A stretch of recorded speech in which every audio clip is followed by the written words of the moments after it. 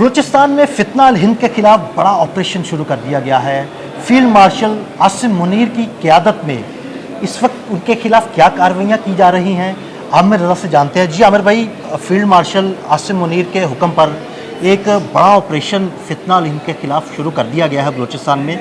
किन इलाकों में ये कार्रवाइयाँ की जा रही हैं, हमारे नाज़रीन को ज़रा तफसील से बताइएगा। देखिए, सबसे पहली बात तो ये है कि ये सबको पता है कि भारत किस तरह से पाकिस्तान में दहशतगर्दी को सपोर्ट कर रहा है।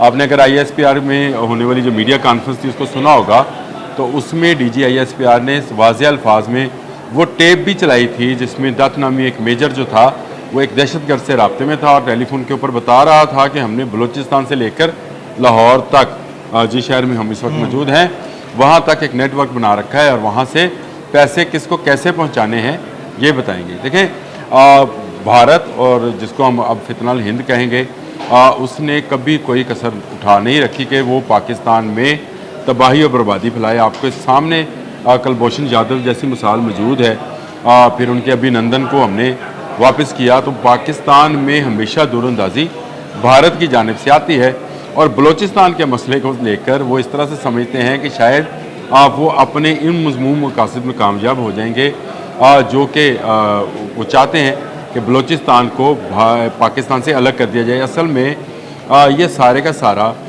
मामला जो है वो ये है कि 1500 से 2000 लोग, जिनका हमारे फील्ड मार्शल ने इजहार किया था ओपनली कि 1500 से 2000 लोग हैं जो लोगों में ही छुपे रहते हैं और यहाँ वो पहाड़ों की गारों में छुपे रहते हैं।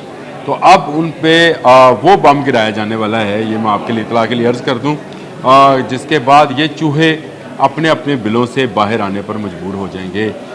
जहां ये छुपे बैठे होते हैं, जहां रहकर ये ना सिर्फ अपनी मज़मूम कार्रवाइयों का निगरानी करते हैं, इन्होंने अंदर अपने जो है पूरे सेल्स बना रखे हैं, ट्रेनिंग सेल्स बना रखे हैं, मॉनिटरिंग सेल्स बना रखे हैं और इनको पूरी की पूरी भारतीय फोर्स की जो है आशीर्वाद हासिल है। वहाँ से पैसा आ रहा होता है, थ्रू अफ़गानिस्तान आता है, थ्रू इनके एजेंट्स आता है जो यहाँ पर हमारे जहाँ मौजूद हैं।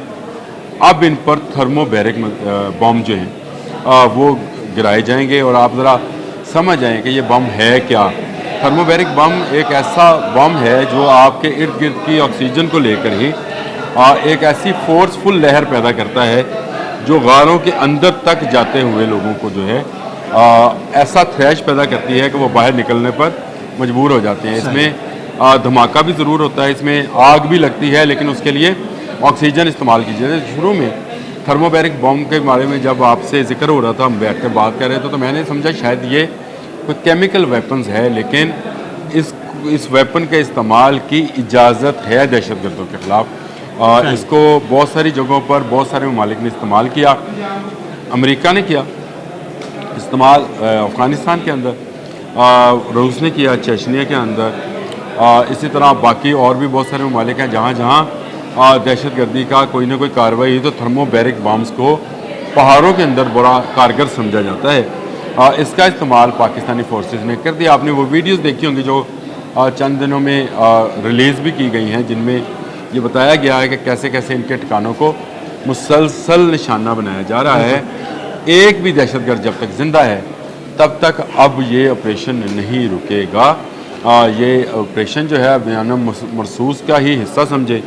सीसा पलाई दीवार हम भारत के ख़िलाफ़ भी हैं और भारत के यहाँ जो एजेंट काम कर रहे हैं उनके ख़िलाफ़ भी हैं, और ये थर्मोबैरिक बम जो है अब इसका इस्तेमाल शुरू किया गया है। और मैं ये समझता हूँ कि ये बहुत पहले कर देना चाहिए था इन दहशतगर्दों को पनपने का, और लोगों में शामिल होकर ये कहने का मौका नहीं देना चाहिए कि ये अब जो है लोग ही बलूचिस्तान के लोग हैं जो आवाज़ उठा रहे हैं। ऐसा कुछ नहीं है। बलूचिस्तान बहुत पुरअमन लोगों का देश है और वो पाकिस्तान के साथ रहना चाहते हैं, तरक्की करना चाहते हैं, लेकिन ऐसे चंद शरपसंद जो भारत से आए हुए पैसे के सर पर यहाँ दहशतगर्दी फैला रहे हैं, उनका कला कमा ज़रूरी है। और उसके लिए मैंने आपको वो वेपन बता दिया जिसका शायद अभी तक आपके मीडिया में भी जिक्र नहीं है।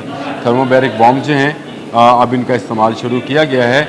आप देखिएगा कि हज़ार में होने वाले धमाके में जो बच्चे हमारे शहीद हुए, उनका बदला, उनके लहू के एक एक कतरे का बदला इन दहशतगर्दों के लहू से लिया जाएगा। पहले इनसे लिया जाएगा, फिर इनके बाद इनके गुरु से भी लिया जाएगा।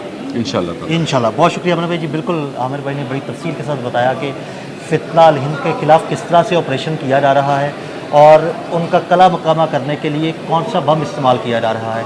आमिर रज़ा और अदील अहमद को इजाज़त दीजिएगा। अल्लाह हाफ़िज़।